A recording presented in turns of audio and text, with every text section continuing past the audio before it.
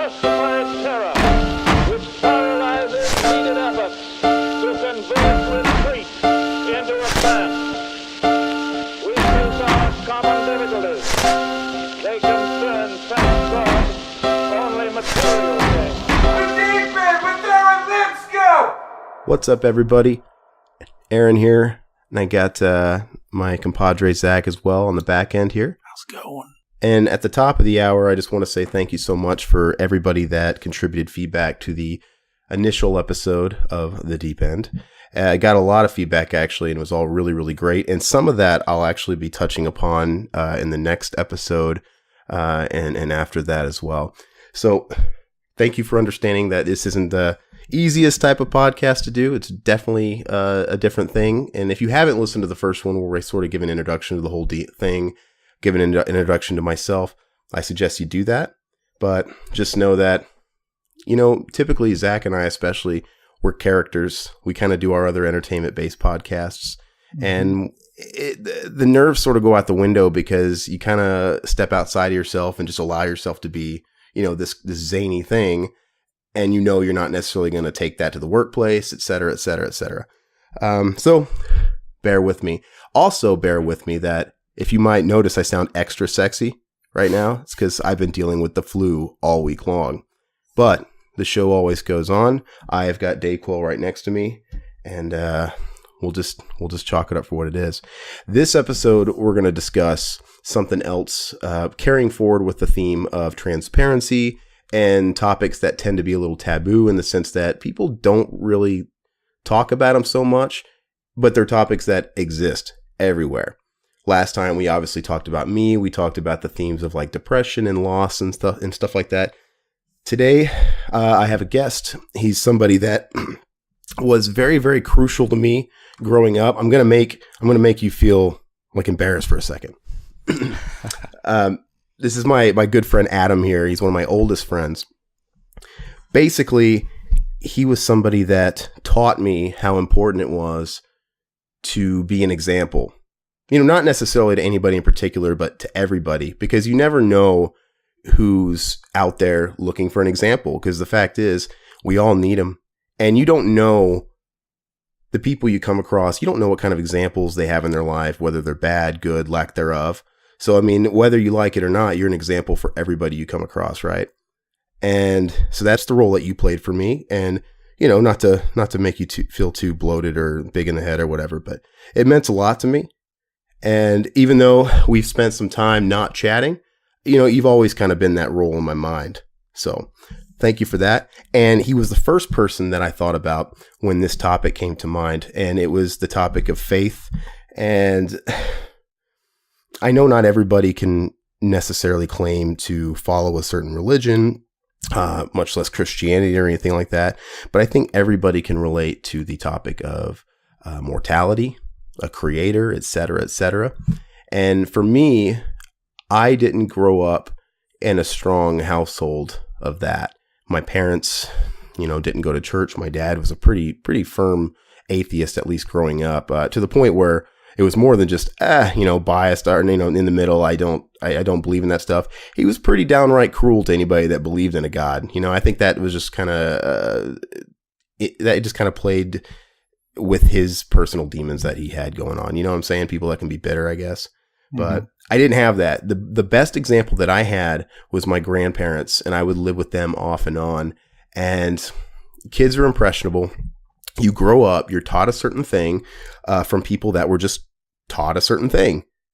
And, you know, I think sometimes people get stuck in their ways, which I'm not saying is right or wrong, but sometimes it feels like it's a bad thing to kind of break outside of that and start thinking for yourself and develop your own personal relationship with God or whatever God you might worship. And I don't know, that was always a big deal for me when I was a kid. I honestly thought I went through this thing where I was super scared. I used to be scared of hell. I used to be scared of not being enough, to the point where it gave me certain conditions, I think. I don't know. I think I'm rambling too much off the top of the hour, but I want to let Adam talk here. But because you were always a really good example of somebody that, talked, but you also walked. And that was great. And that's what made you a good example, right? Because you can spot a phony a mile away. And when you spot those phonies, it doesn't do a whole lot for your foundation on the topic of certain things. But anyway, I don't know. We got to talking the other day, and you were telling me about, in the decade, I don't know how long it's been since we've talked, you sort of evolved as well, because I have too. And we didn't really elaborate on that because we want to keep a conversation sort of organic, but tell me what sort of changed from the last time we really spoke and to now. Sure. Well, first of all, thank you for the kind words. I think very fondly of the time that we spent together, the times that we had working together, and the friendship that we had and the friendship that we still have. Reconnecting with you has been really cool. It's almost like, obviously things have changed, but in a lot of ways we were able to just pick up and keep on rolling. So anyway, thank you for the invitation here. My pleasure. Lots of things have changed over the past 10, 12 years. I don't know where really you want to start or where you want to go. Well, I can start here easily, which, by the way, I will piggyback on what you said a little bit ago about picking up where we left off. Isn't it funny? Because when we left, I'm older now than you were when we left off, right? Yeah. Oh, yeah. It blows my mind to think about that. It's really weird because you're kind of stuck in time. You might look at me as like, well, you're, like I said, you pick up the last time you left off. You're probably looking at me like I'm still a certain age. But man, oh yeah, it's great. Yeah. But it's like the fact that I'm older than you were at that time is nuts. Yeah, and a lot can happen in that amount of time. And in that amount of time, I've done so much. Like I said, I touched upon it on the last episode. Since we've last really had a relationship, my sister died, my dad died. I traveled for 5 years and became this like vagabond, Obi-Wan Kenobi, Legend of Kung Fu weird dude, and broadened my palette. And I sort of discovered myself in all those different ways. I've grown up. I've become a homeowner. I've adapted to life. Yeah, just all these things. It's totally different. So let's start there. So when we sort of separated, it was because of natural life occurrences, right? You had been married to your wife for a little bit, but then you were, I think it was before, well, hold up. We actually stopped talking before you had your kid, but I remember the last time that I saw you was when you did have your first child. I met you at the hospital and shook your hand and that whole deal. That's correct. So, That's but even correct, then, even before that, there was a little bit of not so much communication, but we can start from there. It was basically the start of your familyhood, right? Yeah, at that point in my life, I'd just been married, relatively newbie to the marriage scene. We'd been married a couple of years. Our first daughter was just born, and at that time at the hospital, where I saw, that was the last time I saw you, and you're right. I have that young Aaron image frozen in my head, so I've got to, work past that and realize, man, a lot has changed in the past 10 years. But as far as my life at that time, newly married, we were figuring out how marriage works, figuring out how to continually love and support each other, learning how to be a parent. We were involved in a local kind of Southern Baptist-y type church. It was similar to the rest of my life, very familiar for what I grew up with. And we were in the stages of planning family and finding careers and kind of plotting our course in life. Really, for lack of a better word, or at least plotting the course of this new phase of both of our lives. And things were just kind of going on as per normal as they had the last 30 years of my life. And yeah, that's where we were at. So, and from that point, obviously, having kids is going to change people. In a lot of ways, it's going to open your mind. It's going to make you probably view the world a lot differently as a father. Sure. It's going to make you think about the future a little bit differently. How did that play a role in, the ideas of faith in the traditional sense? Because you were a very traditional type of guy. Like you said, you went to a small Baptist church, real sense of community. I've known a lot of the people that surrounded your life, and they've all sort of, I can tell where you got it from, right? From your family and everything else. So you were that case of growing up a certain way, and you kind of gotten those values passed down onto you. Now we're talking about the topic of, taboo. And I don't mean that like in a bad way that, I'm not saying you're bathing in the blood of virgins or whatever, but I just mean in the sense that, like when you go to church and you're looking for something, you go to church and everybody sort of has this face on, whether or not it's the real face of that day or whatever. Everybody kind of keeps they uphold something. They have an image. And, you know, kind of like what we touched upon in the last episode, where nobody wants to talk about depression and suicide because you really don't know what's normal, what's not, and what anybody else is thinking or what people are going to think of you. So you just keep your mouth shut. That's the kind of way I felt in church. You know, you go there and you might be struggling. And it might, I'm not saying that you're turning your back on something. You're just going through a moment of growth, and, you know, you're just questioning. And I think that's a human thing. So you go to church, maybe you're struggling with a personal experience in your life, and you see everybody in the pews and they're all singing, they're all happy. Nobody really wants to acknowledge that maybe they have, you know, they've had times of the same type of thing where they've had to grow and question. But it makes you feel, it used to make me feel inferior, like, oh my God, am I not saved? Am I not where I should be? Because I do have these thoughts sometimes. You know, it makes you feel a little inferior, and it makes you afraid to speak up because, once again, you're surrounded by all these shiny, happy people, right? And it's like, well, if I bring this up to them, are they going to look down on me? Am I less than? And am I gonna stick out? And like I said, you know what I'm saying? Sure. Yeah. Well, let me go back just a little bit and set kind of the stage. The stage in my life here, because you touched on it briefly. Growing up, it was very typical. Small town Missouri. My family was very loving. I was raised up in Southern Baptist churches my whole life, and it was a lot of that. It was a lot of, you know, fall in line, fall in order.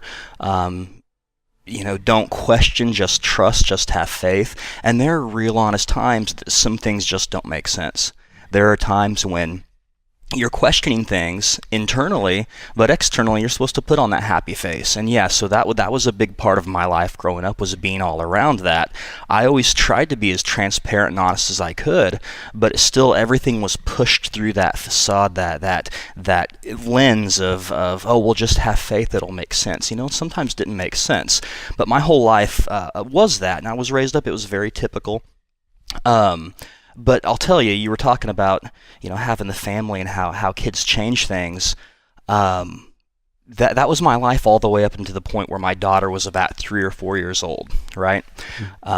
Reading books, telling stories, and it's the point where then your kids are asking questions back. They're asking, well, why this? Why that? They want to know all the details about everything, and there's nothing taboo to them. There's nothing off limits to them. They, like you mentioned in your last podcast, they know their family, and they have ultimate trust in their family, and they're asking anything. That they've not been conditioned by, you know, society to know what's okay and what's not okay to talk about, right? Mm-hmm. So I remember a very specific time with my daughter when she was 3 going on 4. This was about 5-6 years ago probably, and we were having some conversations about, I was reading her a Bible story. It was one of the Old Testament stories. I don't recall all the details. I believe it was Noah's Ark and the flood story. And I remember her asking me these questions about it, and I just by routine was giving her the cookie cutter answers. I was giving her the things that, the happy face answers that you said, well, somebody says this, here's how you respond back. It wasn't really the true, honest answer necessarily. Mm-hmm. And it really struck me as her and I had that conversation. I was like, these are my kids, and I'm wanting to raise, this is my daughter, I'm wanting to raise her the right way. I don't want to give her these cookie cutter answers. I want to give her the what I really think. I want to give her the truth of what I feel about this. And I sat there that night after I put her to bed and just I thought about that all that evening. I was like, what am I doing here? I'm feeling this one way, but I'm telling her another way. I don't want to live like that, right? Yeah. And so at that point there was something inside me that clicked, something that changed. I don't know how else to describe it other than at that point in time, I realized that I wanted to be more concerned about what was true than what I'd always been taught was true. Mm-hmm. You know, I realized at that point in time that I don't want to be afraid for her to ask questions. I shouldn't be afraid to ask questions. Isn't it funny how we're supposed to have faith like a child, love unconditionally like a child, but we're not expected to have curiosity like a child, you know? Absolutely. I've thought And about that that. caused, you're totally right. It caused some major cognitive dissonance in my head because of that exact thing. You know, we're taught all these things are always equated to how children look at the world, yet we weren't, or we didn't, or don't look at the world like that oftentimes. Mm-hmm. But at that point, I remember sitting there. I made the statement internally to myself that night by myself at the table that, like, I want to find out what's true. I don't care what it is. Like, I believe I have truth with a capital T, right? All these things I've been taught, all this stuff that I've been raised up to believe is to be true. You know, if it's true with a capital T, it's going to be true no matter what questions I can throw at it. Absolutely. Right? And I decided then, I was like, I'm going to go on this quest. Now, it's not a physical quest like you did, travel in the world, but I'm going to go on this internal quest. I want to try to search these questions out. I want to seek the truth the best I can, the best I know how, no matter how uncomfortable it makes me. Because I know at the end of the day, what's true is true regardless of whether I believe it or not. What's true is true. And that's the point that I wanted to get to. Mm-hmm. And so that led me on a journey at that point where no question was off limits, no book was off limits, no thought, no viewpoint, nothing was off limits. And I went down this rabbit hole and started exploring everything that I could consume. Absolutely. They say knowledge is power, right? Having an open mind. And you talk about, you know, your daughter asking you a question, and you don't want to sugarcoat it. The thing is you don't get mad at your child for asking you why. That's totally natural. So why would God get mad at us for asking why? I'm not necessarily putting my hand out saying no. I'm just saying why. That's it. You know? And Sure. when I was raised, like I said, my grandparents were the only examples I had, and it was kind of not even a part-time thing, which, by the way, I want to say I love my grandparents. They're the most ideal Christian people you would ever meet in your life, in the fact that they practice what they preach to a T. But, it's funny. I was a little kid and I remember asking my grandmother that question that I think probably comes up with every kid. Grammy, if God created us, who created God? Right? I didn't know any better. And you end up taking her on this wraparound, and she just eventually goes, it's blasphemous to question that. I'm like, well, okay. Sure. But as I went through a phase where I was like, why is that blasphemous to even question? And now I'm kind of like in a middle ground where I kind of understand what she's saying at the same time. I don't think it's blasphemous at all, but I understand that there isn't an answer, because I like you touched on, I spent 5 years, what started out as a journey just to spiritually recharge became something greater. And I discovered who I was. When I came back, I didn't come back until I felt like, okay, I know who I am, what I want, and how I'm going to obtain it. And when I was away, I talked to all sorts of people. I was no longer sheltered with just, the family where they went to a Baptist church and they told me, okay, this is right, this is wrong. Okay, fair enough. I befriended Buddhists. I befriended, people of all different faiths, everybody. And, I grew to respect anybody that was of a faith that was grounded in love. It became that simple at that point. Whereas, honestly, my grandparents might have been like, no, like Buddhists are going to hell. Buddhists are, I'm like, wait, so for me or against me? So if they're not interpreting the Bible that you read to a T the way you do, they're going to hell? I don't understand this. It just doesn't make any sense to me, because I met a lot of really, really, really good people that kind of all got to the same area. They just took different paths. And if you want to ask me deeper, I have the most respect, man, for Buddhists, man, because they have this mentality that I wish we could all adopt. This whole thing where people stress way too much about the future and worry way too much about the past. Live in the now, treat people as you would want to right now. And it was so refreshing. But I just don't think, as I've gotten older, as I've met more people, there's always different conversations you can have, and I've had them all. Like, the most popular debate, I think, within Christianity is the argument of free will versus predestination, right? That's a dandy one, where you have one side saying, Jesus Christ, He says, I am the way, the only way. Okay, fair enough. But it's like in the Old Testament, isn't it said that, my will be done and my wills none shall perish? It's like, which one is it? It's like you have one guy saying we have to go through him to be saved. But God, he kind of put his foot down saying his will none shall perish. Which is it? And then you kind of get down these rabbit holes with people. And I went through a period where I was like, well, now I think when people say, it's both, because that eventually you get confused and there's so many conflictions on both sides. And I used to not buy that. I'm like, how is it both? Like, that just sounds like the biggest cop out of somebody who hasn't even thought about it and is just kind of taken whatever they were fed. And that was at the time.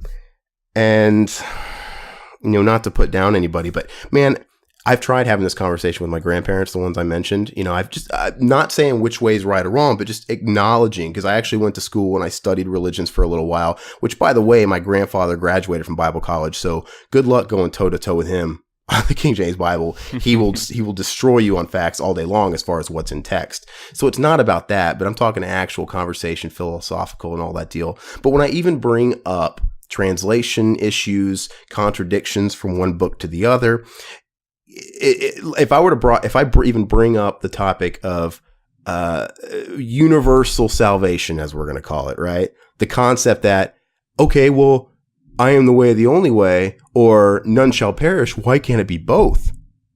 Why does one have to not, allow the other one? Like maybe people go through some sort of a purgatory type thing, and it's true. It's like, you kind of get spanked, and then by the time you're done with your spanking, you come through seeing Jesus. Like, how the thought of that would set my grandmother ablaze.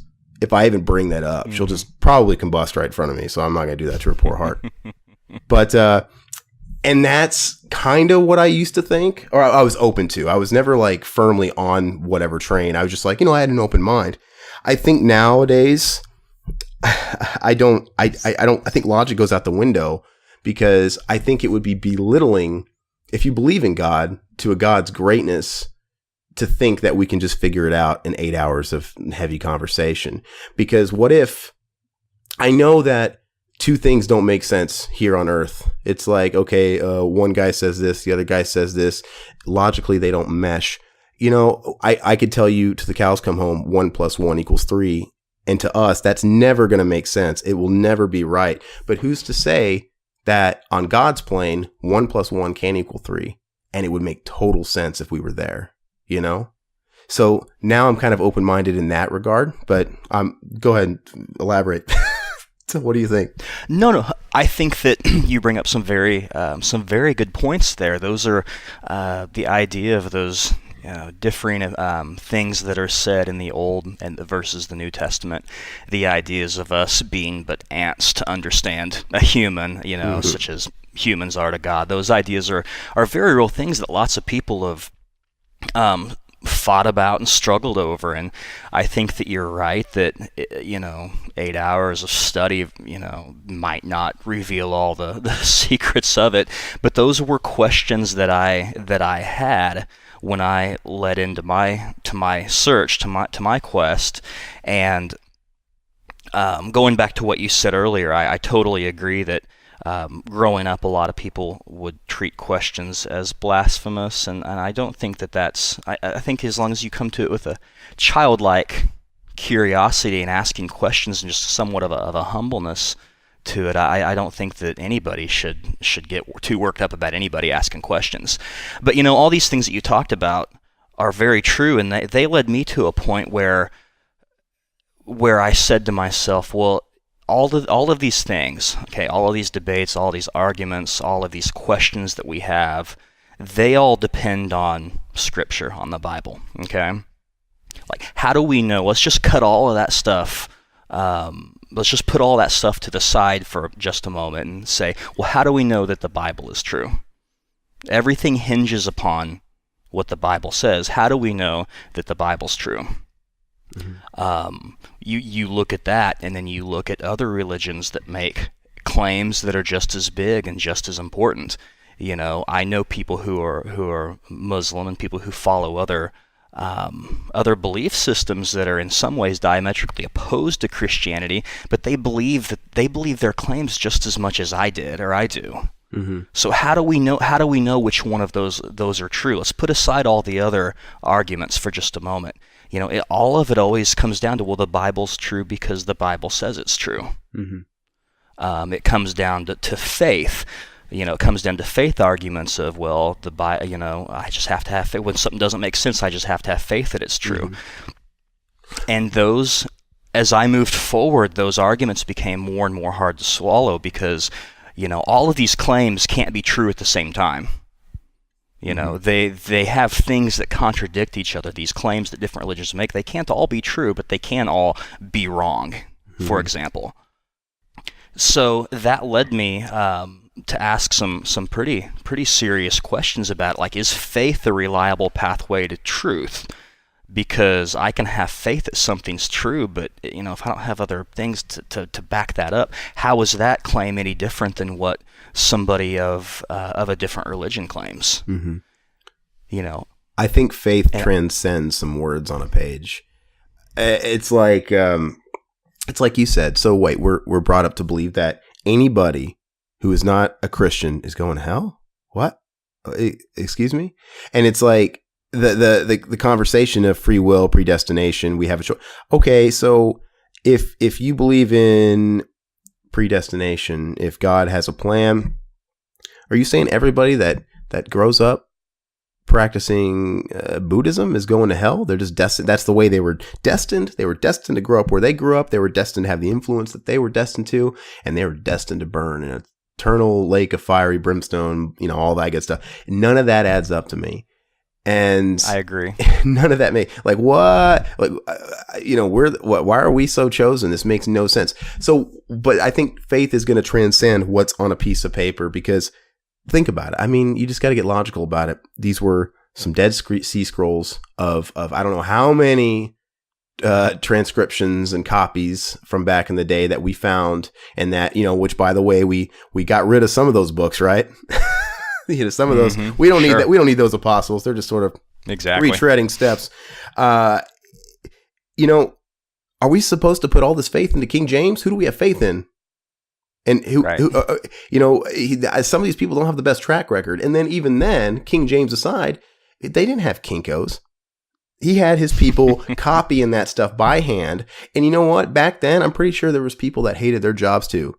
There was people that were labored. There was people that worked long hours. The people that would get lazy. Some people just misunderstood. Some people took liberties. Yes. I'm saying inconsistencies abound. And then you got to consider how many people were doing that, and we found the ones we did. Did we get the employee of the month, or did we get the guy that his wife just cheated on him? And he was done. He was fed up. Yeah. But then again, that kind of clashes with, well, if you have faith and God has a big plan, he wouldn't have had us find that. I don't know. I do believe, if you put a gun to my head, I do believe that there's a divine plan. I do. That's what I choose to believe. But, I don't think, some people think, my grandparents, what's in the Bible is gospel. It's all there. If it's not there, it doesn't matter. I'm like, why? So even if you think everything in the Bible, our current translation of it, is gospel, everything in here, that's fine. Why are we to assume that this is all there is, though? Right? Like, what? Maybe we're on a need to know basis. There has to be so much more. There's so much things that are unanswered. It's like those crazy people that don't think that dinosaurs existed because it's not in scripture. Well, depending on your interpretation. My ass. I'm like, God's not going to deceive us. We have bones, right? The whole devil put dinosaurs here, that whole thing. Sure. There's a lot of people around here that do honestly believe that. I don't think God would allow that deceit, to be honest with you. I do not think that. I just think we're on a need to know basis. And the classic debate is, you never know. Like I said, the Bible was interpreted, and it was we don't know if one day meant so many years, on the second day meant so many years. We don't know if the dinosaurs existed in one of those, Genesis days, right? We don't know. Mm-hmm. I don't think it matters. I think we dissect that stuff way too much. And what about other things that are unanswered? Look, space. all these planets, all these galaxies and other life and stuff like that. I'm not saying life exists or it doesn't exist. I do think, I'm going to admit it's fun to think that. It's fun to play X-Files and, I want to believe, right?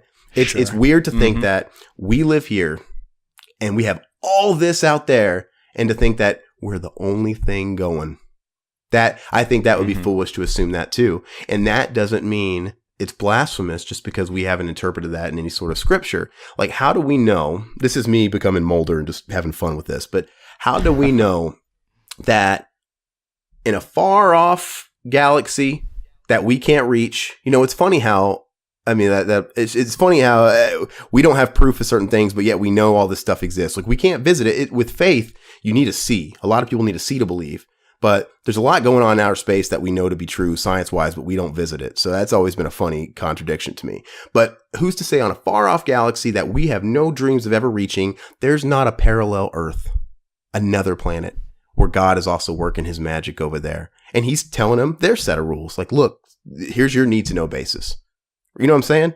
Mm-hmm. Maybe there's a father and a son looking on their back deck at the stars, looking up, wondering the same thing. Like, hey, do you think they got their own thing going on? And when we die, when we transcend, how do we know it's just not all going to make sense? I don't think God's going to tell us everything, basically. There's so many questions when it comes to paranormal, when it comes to, spooky ghosts and haunted house. There's so many questions we could ask, man. It's just ridiculous. And I think at the end of the day, it's devoid of the point too. I really do. It's like people get so distracted by all these little squabbles and they spend years and years and years arguing and killing over it. And it's stupid because, if you claim to be a Christian, I know we're kind of talking about the topic of different religions and they can't all be wrong. But let's say you believe in Christ. Let's say you don't believe in Christ. Even if you look at him as just a fictional character, he's a good example, right? And if that's your thing, if that's your MO, to be a Christian means little Christ or to be Christ-like. Okay. Why are people getting away from the point of what that was all about? It doesn't, what did he say? When one of his apostles asked him why they were going through the slums and the horrors, like, what are we doing here? And then Jesus responded, it's not the clean that need to be bathed, paraphrasing, right? Something to that fact. So why does everybody get devoid of what it is? It's literally the simplest thing, but people make it to be so complicated. It shouldn't matter. None of that stuff's mattered.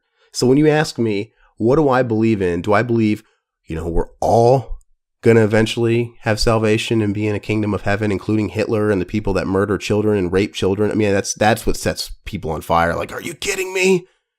Like, my father, who was a saint, dies and he's going to be in the same place where Hitler.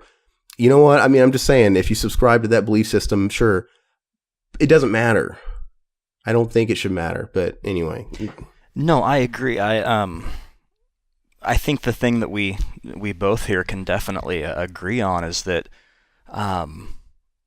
the Bible, it seems pretty clear that it was touched by human hands. I like how you made it accessible earlier, talking about the guys and the people who translated. We oftentimes put them on some sort of pedestal, and we think that it was some sort of crazy, just pristine thing.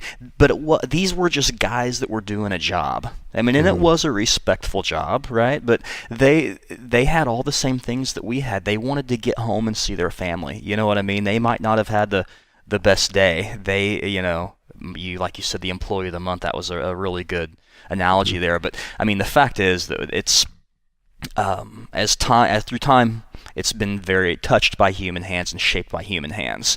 And I don't know that necessarily changes the story. I don't know that it changes the intent. I think a lot of what the intent is goes deeper than that. And it is fun to speculate. I think it's really fun to speculate about the multiverse and about planets that are far away with other mirror civilizations. Yeah. I love stuff like that. I think it's fantastic to speculate on that. But on my personal journey, where it led me is that, I have no way to investigate or prove or explore those things at this point in time. So I don't know that I didn't spend a whole lot of time, or don't spend a whole lot of time thinking about those things. But the conclusion that I came to on my journey is that I realized that I didn't have good reasons to believe all the things that I'd been raised up to believe. And that really caused me to change my views on all of this. I'm trying to think. It's funny because just because we bring up all these topics, it doesn't mean. I think the point of this for me is, look, I think I still made it to a similar spot. If not, I'm stronger than I was before. I just took a detour, because even if I acknowledge human error, and I took courses and I studied the Old New Testament from very, very divided eyes. Like it was studious. It wasn't like a Bible school or anything, and and I acknowledge, look, all these things where, when they were doing the translations, you take two different books from two different apostles that had the same account with Jesus Christ. And, in the original texts, they had different viewpoints, as you would as a normal person, right? But they had to align them. They had to make sure that, when Jesus Christ approached the leper, that they both said he, did it with compassion, but you have one book where he claims he was kind of an annoyance. I'm not saying Jesus Christ would have been, but you don't know what that guy was perceiving it as. Like, you're walking around, Adam, you and I could be hanging out. We could be hanging out with a group of people. And I kind of look at you, we're following behind. And I'm like, hey man, does Jack seem like he's in a bad mood today? And you're like, nah, man, I don't see it. I'm like, oh, it might just be me. Okay, you don't know. So like, but it's not important. But how do we know that, even the human error aspect of it isn't part of the plan? Like, we're not supposed to be super concerned with it, because like you said, I think the real message is still intact. But I mean, maybe all this is still part of the plan, and the divisiveness of it all is still part of the plan. And that's just one of the trials that we have to overcome all this stupid fluff, to hopefully still make it out at the end, at the real point of it all. Yeah, maybe it is. That seems like an awfully confusing way for a divine being to go about it. I agree. I'm just throwing stuff out there. I have an insanely open mind about all of it. So what's your take on that then? Like, where do you stand on all of it? On all of it? Mm-hmm. Well, I realized that I didn't have good reasons. I didn't feel I had good reasons to believe that the God claims were true. Where my position is now is that I'm continuing. I still want to continue the best I can to research, to learn, to grow, to ask questions.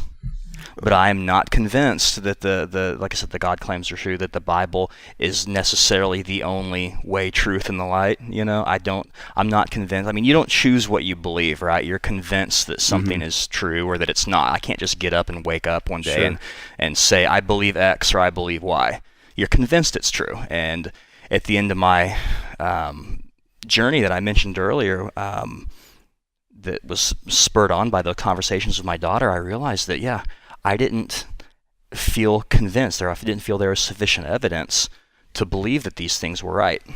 Mm-hmm. To say what is true, I don't know, but I'm open to that. So you're open to everything. So are you even open to the possibility of a no God, or are you talking like a universal God, or, I mean, elaborate on that. Or are you just totally open? I am open. I'm open to the possibility of something given, sufficient ways for us to investigate it. I don't, it's easy to speculate on what might be or what could be, but we could speculate all day long about all different flavors of something. I'm interested in the things and open to the things that are rational, things that we can repeat, things that we can investigate and see evidence of. So on the position of a God, I guess you would call me an atheist. Oh, so not agnostic, you think atheist? Yes, but not in the sense that I don't take a hard stance and say, there is no God, and proclaim it. I think that would be very arrogant to say that. I'm convinced at this point in time that is true, but I am open. Like, if somebody says they have a claim that, like, this is the way it is, I certainly want to investigate. I certainly want to grab a hold of it and see what it's all about, because if somebody knows something I don't know, I want to know. You know what I'm saying? So you're definitely, I mean, an atheist, but you have an open mind to hear somebody out if they have something.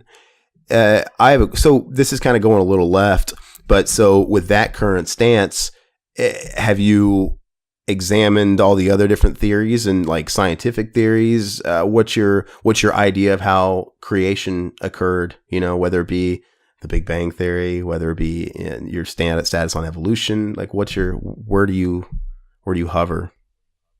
Because it is pretty great, man. We can't deny how great everything is, and whether or not you're following a path of a god or you're following a path of science, there's still an end of the line where we just don't know past that line, and we have to have some grade of faith, whatever you're following here. But so, what's your status? Like, where do you think we come from? Well, I think you're right. Some of those questions are very regressive. You know, you infinitely, you can, well, who created God? Okay, well, this thing. Okay, well, what created that? You can keep going on that all day long. I don't know that we'll ever have a good way to know that. I don't think we're supposed to. Yeah, I don't think we're. You know, there and for whatever that reason is, I don't know.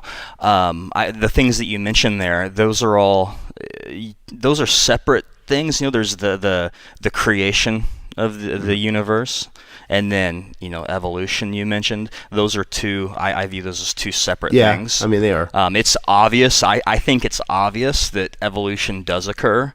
I mean, if you just look at people breeding dogs, you know, we can observe in smaller creatures and insects and whatnot generational changes.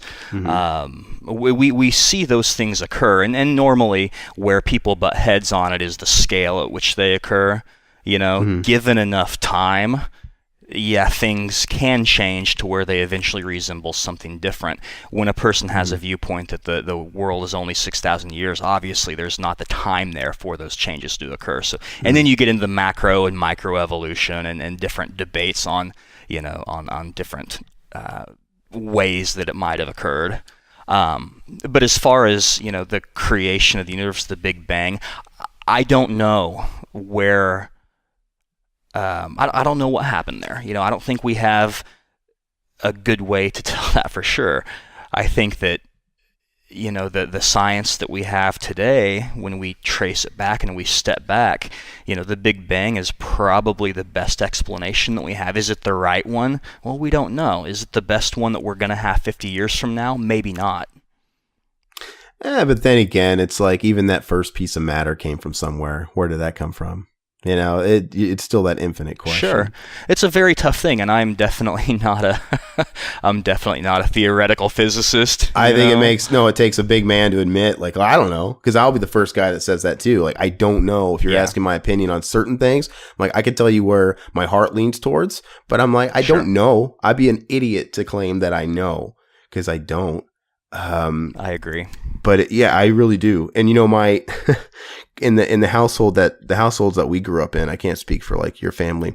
My grandparents, though, they, like I said, they're of the people that take the Bible literally. Like, they won't even leave room for parable, metaphorical stuff. It's literal. Literal.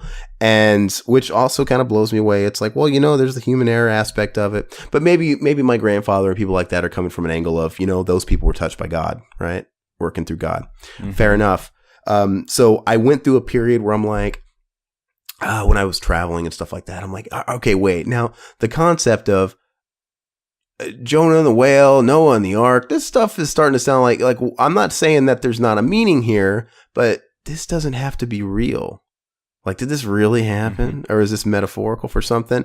But like, even if I bring up that conversation, instant flames, they're just done. They're ashes. Like, oh, like, how could you? And I'm like, I'm not saying it was or it wasn't. I'm just trying to create a dialogue here. And I went through that stage of my life. And honestly, now I'm kind of at the stage of my life where, you know, I'm kind of either or. It's like, I know it sounds ridiculous.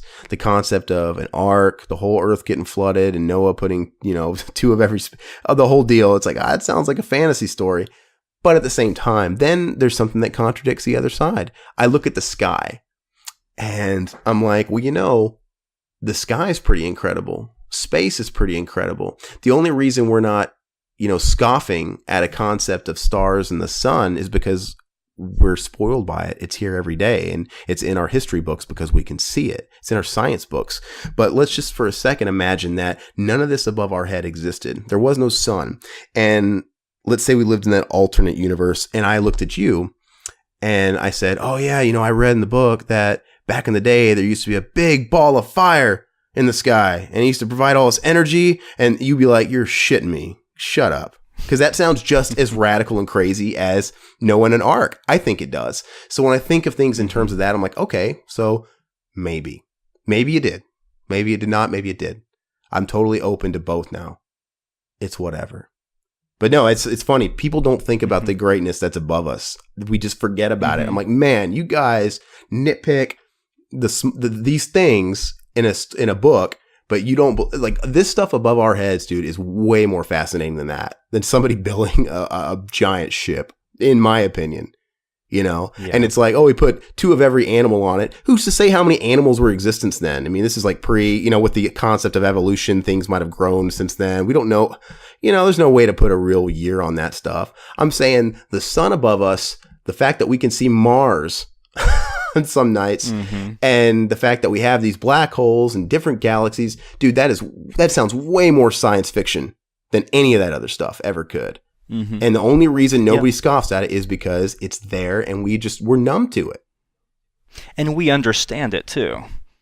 At one point in time, the sun was like what you just mentioned. It was, people would present offerings to it and worship it. You know what I mean? And and it's similar. These claims that the Bible makes, they're unfalsifiable. There's no way we'll be able to go back in time. At least at this point in time, there's no way we can go back there and prove what did or didn't happen. We can just make decisions based off what we know, and not necessarily what it says, but what supports it. How do we know that what this says is true? But yeah, these other things like the sun, like the gods of Olympus throwing down lightning, children's sacrifices to various gods to please them for a harvest. Like those are all things that we now understand.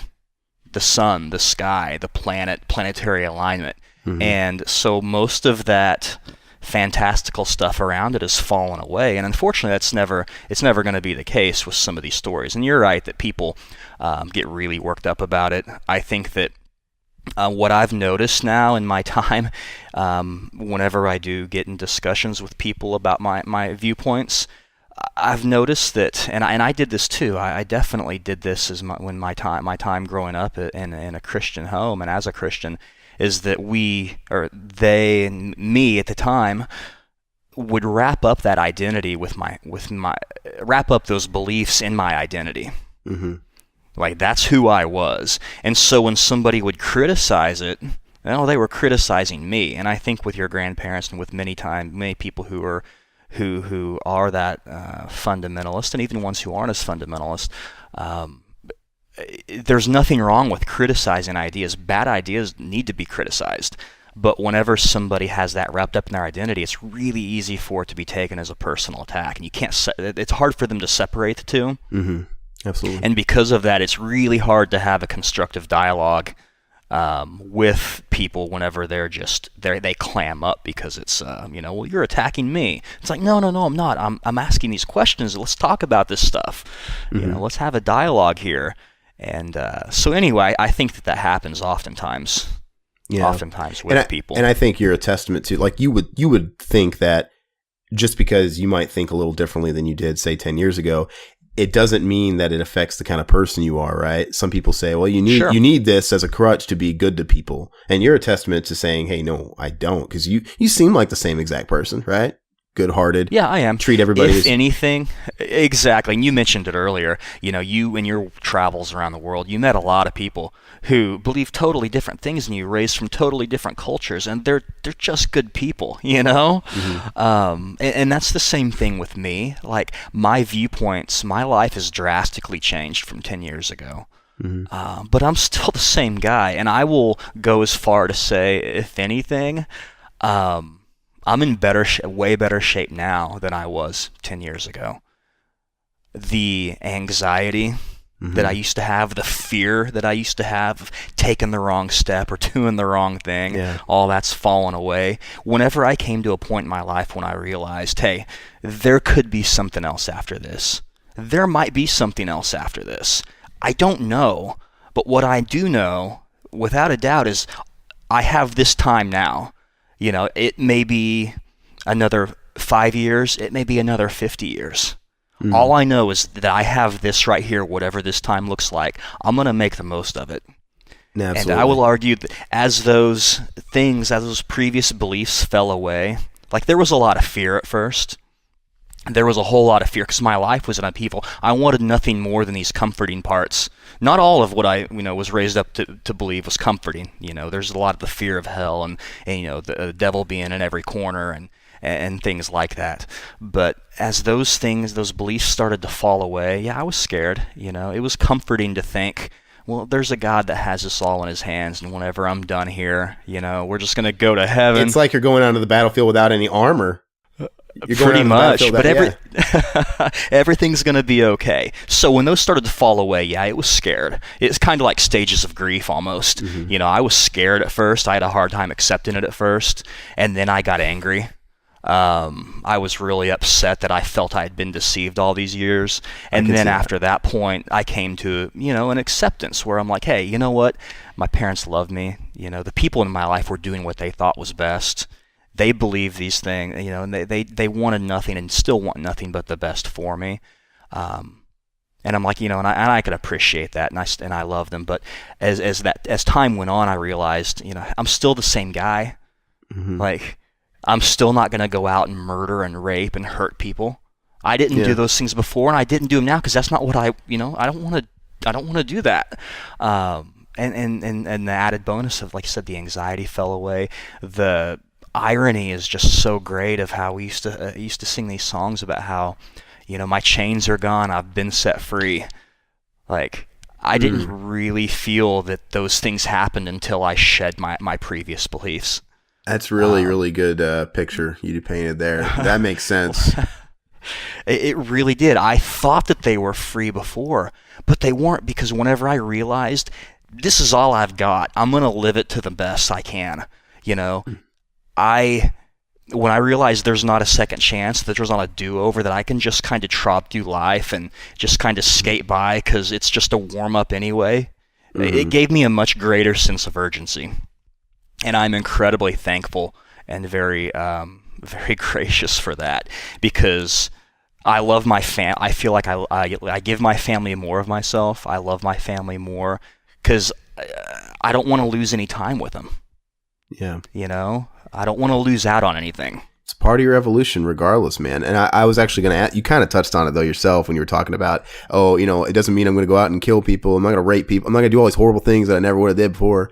When you were going through your anger phase though, was there any sort of like gradient of that where it's like, I feel like I lost time where I could have done things or partaken in certain activities that I just was scared to back then. Like I felt like I was cheating some living, right? Yeah. Definitely. And again, it's not like I was gonna go out and be a hedonist and just party and get totally crazy. But just the normal things that other people do that to normal society is kind of casual and normal, but to some people it's like, no, that's bad. Obviously we can all agree murdering people is bad, but but there's things that people do that are deemed socially normal to a lot of people, right? But it might make your grandparents explode. I'm just saying. Yeah, yeah. I mean, there was some of that. I mean, it was more of when I was going through the anger phase of it all, it was more of a fact just of wasted time. Yeah. There wasn't any one thing that necessarily I felt, I totally just missed out on this thing because I felt like I couldn't do this thing. There were no things necessarily. Mm-hmm. It was more of just, again, a wasted time. You could have been developing this sort of mentality a lot earlier, and who knows? I don't know. Oh yeah. When I look back at the past 3-4 years of how full I feel my life is now, I could have had that all along. Mm-hmm. But you also can't really, I guess you can't argue too much, because you could play that game where it was like, well, if I wasn't kind of part of that whole thing, I would have never met my wife. Probably it would have altered everything. Mm-hmm. We all arrive at this point for a reason, and sure, it's the whole Back to the Future thing. You can't really the butterfly effect. I believe that, and it's so funny because obviously this is topical. This could spread out into so many different topics for different podcasts, but I think it's so funny. There's like all kinds of fun theories about creationism that honestly I don't know if really hold a lot of weight, but they're just fun, right? There's like the theories of, well, we have the Roman Empire. Like, who's to say where we're at right now? We haven't been here before, and the earth got destroyed and we were set back. Sure. And it's like they destroyed themselves. People got so, because the thing is people were always just as smart. I believe that. We just didn't have technology, and it's a matter of growing. Like, I don't think people were ever stupid. You know, so I agree. The fun topic that, you know, like the lost city of Atlantis, that sort of mentality. I'm not saying Atlantis, but I'm saying like maybe this Earth has been to this point, if not even greater. And then powers that be, war, we destroy ourselves, technology consumes us, and they hit the reset button. Now, obviously, the thing that argues that is, well, we'd have some kind of documentation, some sort of shred. I'm like, yeah, probably, but at the same time, they did a pretty impressive job with China. You know, that first dynasty. The first emperor dynasty of China, and I'm not going to act like I'm a historian. I'm fascinated with Chinese history, so I'll keep it very vague. And I'm not a professional. But the first dynasty, first emperor of China, he was super young. He swept everything. Like, there's literally no recorded history before that first dynasty because he burned all the books. He burned all the scriptures. They destroyed everything, and it's a blank slate. And I'm like, they did a pretty good job with China. Like, there's a point where you get to a line, and it's like, we don't fucking know. I'm serious. They did an incredible job. It's like, maybe to a degree, who knows? But it's just fun to think about. And then this could also offshoot into a later topic of, I want to have a podcast dedicated. I want to have multiple podcasts dedicated to the paranormal, because that's fascinating.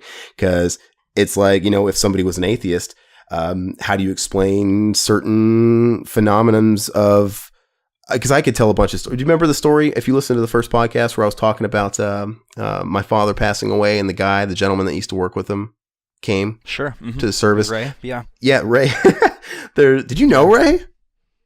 No, I don't think I did. Like, you might, like I was going to say, it's possible. But like, there's things like that make you wonder, like, okay, where does that come from? Now, I believe in spiritual energy, but I think it could be both, man. I mean, you know, they say there's two types of, and we're not really going to get into this, but the two types of spirits. There's the intelligent, the ones that communicate with you and are smart. And there's the ones that just sort of play out like a movie, residual. You know, why can't it be both scientific? The residual could be like energy and all that stuff. And yeah, I don't know. There's still so much that's unknown. And I guess if somebody was arguing to me on the side of being an atheist, it's like, okay, I'd be interested to hear your theories coming as an atheist on how that stuff could exist at the same time as there being no God, you know, if you could believe in both, you know. I've seen stuff. Well, I think Corey Taylor believes that. Oh, really? Oh, wow. Zach's still here. What's up? Yeah. Sorry. I was just going to be quiet the whole time. I muted my microphone because my dogs were barking and stuff, but yeah. That's all right. No, but go ahead. Corey Taylor, the singer of Slipknot? What? I think so. I think he was on Joe Rogan saying that. Someone told me that or something. And he might be coming at it from like the scientific angle, but I think there's more than just that. Like the residual and the intelligent. I don't know. I'd be interested to read his books, because I know he's put out like 3 books. So whatever, maybe. Well, I think that anybody, whatever their position on God is, atheist or theist, or whatever their position on anything else is, I think the honest answer, that if a person's being truly honest, they'll just say, I don't know. And that's my position on those things. That story you told about Ray, there's been things in my life that have happened that are really weird, and it seems like there's something else going on there. You know what I mean? I don't know. And that's exciting to me, because when there are things that we don't know, that means there's still more work to do. You know, that's more things to discover. That's more reasons to get out there and explore and talk and find these things out. The point, if there were ever a point where we got to say we know the answers to everything, that's not real exciting. You know, that seems kind of maybe a little bit boring, depressing. Yeah, and it's a beautiful thing that we don't know. It's like when you hit the high peaks of Elvis Presley and there's nowhere else to go but gain weight and die on a toilet. I've reached the top. Sure, yeah. There's nowhere else to go. But no, I think that's the only honest answer that anybody from any perspective could give is we don't know, but hey, let's try to find out. And this is going to be a segue into, I think, Zach, I think it should be our next podcast. I think we should finally tackle the paranormal stuff, because I am so into that. Not in a morbid way, but come on. You know, people say you shouldn't meddle. I would never meddle at all. But come on, how can you not be interested in that? It's more that unknown stuff. But have you ever had any experiences, Adam, Like what you would think to be like I'm not saying Scooby Doo, like, you know, it doesn't be a mummy chasing you, but have you ever seen anything that's like, There's been several things, a handful of things growing up that would fall into that category. Okay. As I've gotten older and I look back with a couple of them with fresh eyes, I'm like, yeah, there's, you know, my mind immediately went to the unknown, but there's some pretty good explanations for why the things could have happened. One thing I do remember is a buddy of mine taking me down outside of Joplin, Missouri. There's the Hornet Spook Light. yeah. And it's you know, are you familiar with that? Do you Of remember course I anything am. about that? Of Okay, course I am, I yeah. thought you were. Yeah. It was on Unsolved Mysteries once. Oh, was it? Yeah. With Ray Stack, huh? Robert Stack. Robert Stack, yeah, Robert Stack. But no, I mean, a buddy of mine, we went down there one time, and we parked our car on the side of the road, and we sat there for a few minutes while it got dark, and all of a sudden we saw that little light swinging through the trees, bouncing down the road. It looked like, to me, if Shrek was holding a lantern and just kind of walking down the road. That's the mental image that I had, and that's how I describe it to people. That's how I always describe it, because you told me that description one day, and that's how I always describe it. Yeah, you told me that, and that's how Nice. to this day I've always described it to people. Shrek holding a lantern, like when That's I've hilarious. heard it's Shrek holding a lantern. But see, to me, the idea of the Hornet Spook Light, that could be totally explained. That's one where it's Sure. like, all right, let me entertain some scientific things, because we don't know everything about that, because it's not necessarily intelligent. You know. But isn't that what every paranormal and supernatural claim is at one point? I mean, at one point in time, the Hornet Spook Light was an Indian or a Native American that fell off a cliff and died. You know, it was a little girl that was walking to her home, and she got lost and you know, died out in the woods. I mean, at one point in time, that was a very supernatural claim. And now, looking at it with 2017 eyes, we're like, yeah, there's probably a pretty good reason why we can get to a scientific explanation for that. But what about more claims of things that are more intelligent, though? Well, that's what Like I'm saying. At one voices point in time, 150 years ago, That was like that. the spook light had those types of descriptions around it. Okay. So you're saying... And now we look at it and we're like, oh, well, yeah, there's a good reason for that. Interesting. These other claims is just a matter of maybe having the terms, the technology, having the ideas to describe it. It's no different than, in my mind, it's no different than, you know, societies worshiping the sun as a god, making sacrifices to it. I love it, man. So that's a good like teaser. I think that should be our next episode, Zach, to finally dig into the paranormal. And I don't want that to be just one episode, because like me personally, I have a ton of stories. And I'll just give like a teaser to that. Every house that I grew up in, up until I was an adult and I didn't live at home anymore, had that activity, was quote unquote haunted. And my theory has always been it was something that was attached to my grandmother, my dad's mother, or my dad. Because once you take them out of the picture, everything's been fine. Like even my mom, my dad's dead, and everything's fine. But when they were always around, some wacky stuff would happen. But I have tons of stories, and I would love to go head to head with somebody that didn't, that was gonna go against it and give me their theories on it. And I think that's wonderful. But it's definitely a topic that's really fascinating to me. I guess to kind of wrap it up, I'm curious. I mean, you don't have to tell me if you don't want to, but so with your current state of mind and the way you see life and see the bigger picture, you sound like a real open-minded guy where you would also do that with your kids and your family, right? Like, hey, look, here's the tools. You believe what you want to believe, you got a brain. Mm-hmm. You kind of leave things open. So is your family still going to church? Do you leave that open, or, not really? It's just kind of whatever. Yeah, I don't want to get a whole lot Sure. into the family, just because maybe some sensitivity there of not having discussed it with them first. Oh, no, understood. But no, I think it all ties back into my original, the original thing that led me on this journey, and that is to ask questions. I was never taught growing up how to think. Ever. Again, not in a malicious way. I was just taught what to think. Here's what you do. Here's you grow up, you go to school, you get a job, you work there till you retire. Here's how the world was made. Here we go to church, here we do this then, and we sing this song, and you believe this. None of those things were all from love. But I was never taught until college, really, how to think. It was always what to think. So whenever I started on this, that's the mindset, to wrap it back around, that I want to instill in my children.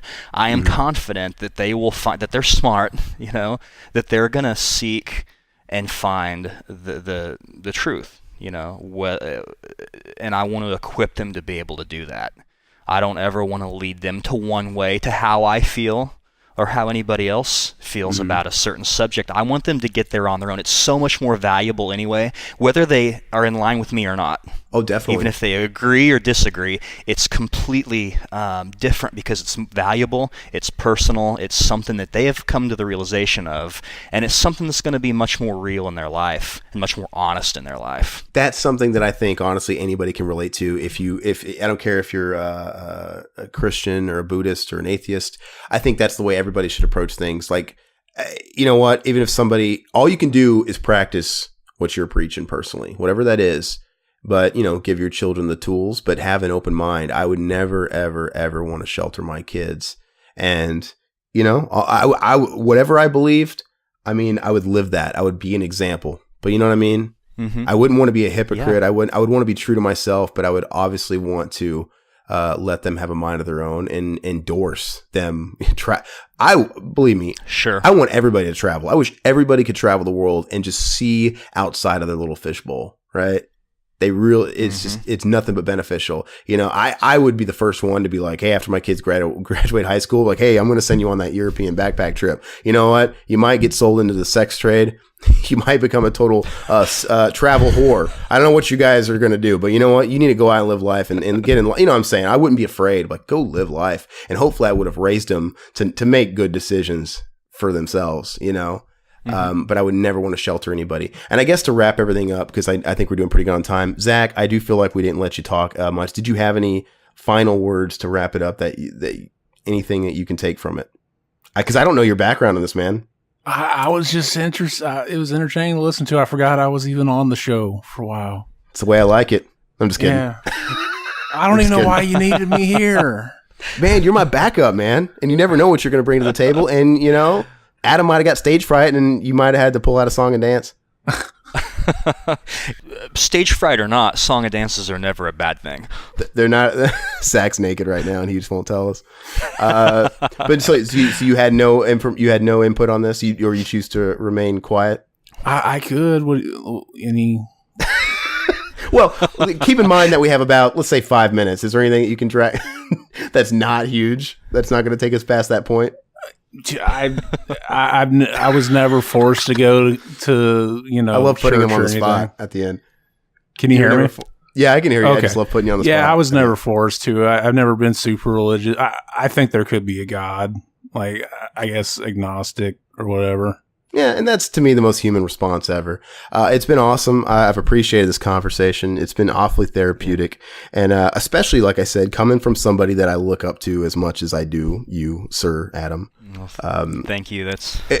I feel that you're very kind. Thank you. It's important because you humanize it. All this stuff, I don't care what it is somebody's talking about. Conversation is never not healthy. It's never. I agree. Communication is never not healthy. And like I said, with things like this, it just humanizes it. It reminds us that we are of one thread. We're all people. We're all flawed. We all think the same things, have the same feelings, and nobody should feel at the end of the day alone in anything. So don't be afraid to speak up. I'd be interested to hear other people's feedback. Obviously, this is a nice segue into the closing here. Make sure to subscribe to us on iTunes, on Stitcher, now on Google Play. And, these go up on YouTube. It's not the most podcast-friendly format, but some people watch them on YouTube. That's great. If you like looking at stagnant pictures and listening to our voices. Sometimes we have to neuter them for copyright stuff and Google stuff. They're crazy. But subscribe to us there as well. Share us with your friends. If anybody thinks it's beneficial to anybody else that they know, share it. We're kind of doing grassroots with this type of podcast. But of course, stop by revivalhouse.net and all those channels I just referenced, and you'll find that we have a slew of other podcasts that aren't necessarily the speed. If you want to hear Zach tell some off-color jokes and definitely be more of a presence, then check those out.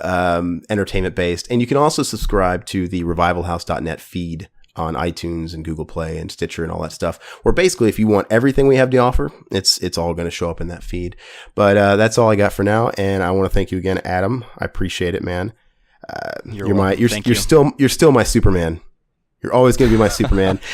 You are too kind. I'm blushing here. If you could see me, I'm blushing. Zach, thank you so much for keeping it together this time. No, I'm just kidding, man. I'm just razzing you. No problem. All right, guys. Adios. Bye-bye, puppets. All that good stuff. See you next time.